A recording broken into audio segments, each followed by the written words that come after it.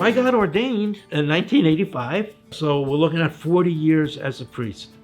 I can't believe it. It just has gone by, so fast, so incredibly fast now.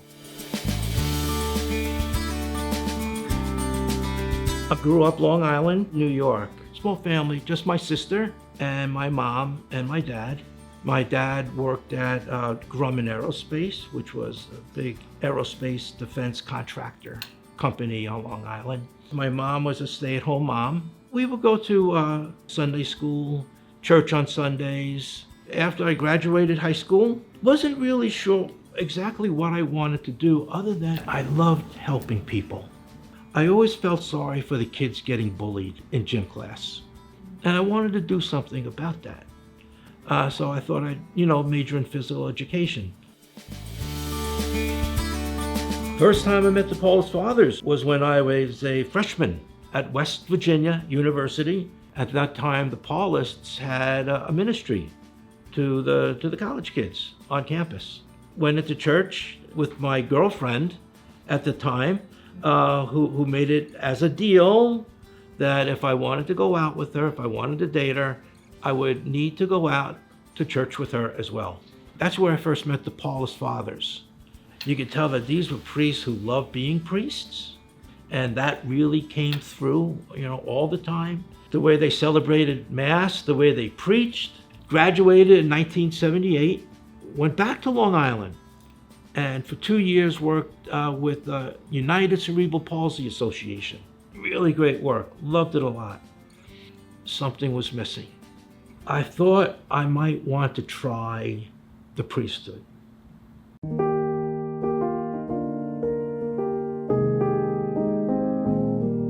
If you think about being a priest, first, man, you got to be able to love Jesus Christ. That's requirement number one. Got to have a sense of humor. I think you need to be able to laugh at the lighter side of things in life. Because, it could be really heavy at times, some really sad situations you'll find. I was accepted into the Paulist novitiate, and that was in New Jersey. That went down to Washington, D.C. And in Washington, that's where we had our seminary. The pastor of my very first assignment, Father Frank DiCiano, one of the best priests I've ever met in my life. And really his outlook, what he taught me as a Paulist, is that Paulists, for the most part, we just don't see what's in front of us. We see what's all around us. And Father Frank had that view, that he was there not just to evangelize his area of New York City.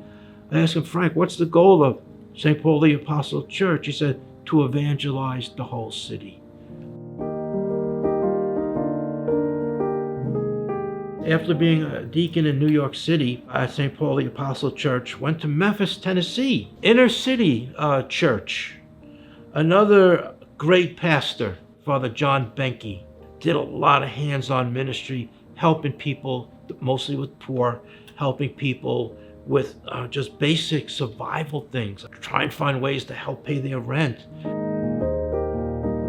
After that, went to Chicago for a year. Big difference, inner city, but mostly business community.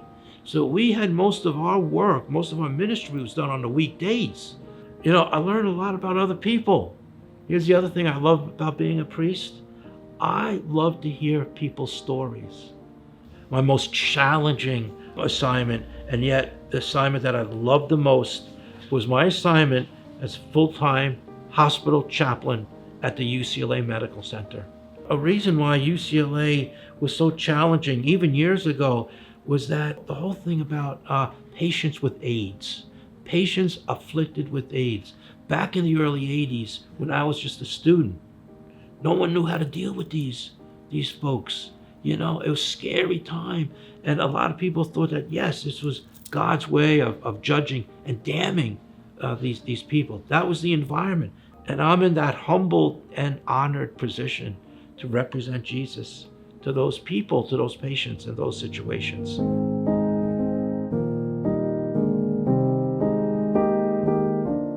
For the future of the church, I have a lot of hopes. First of all, I'm really hoping and praying for our new Pope, Pope Leo. I'm hoping that he'll be able to unite people in ways that we haven't thought of before. If people, Catholics, non-Catholics, everyone, if we can find ways of coming together, making this world a better place. I know it's being general and, but that's what I'm really hoping for, that the church will be able to do, is, being that catalyst to bring people together.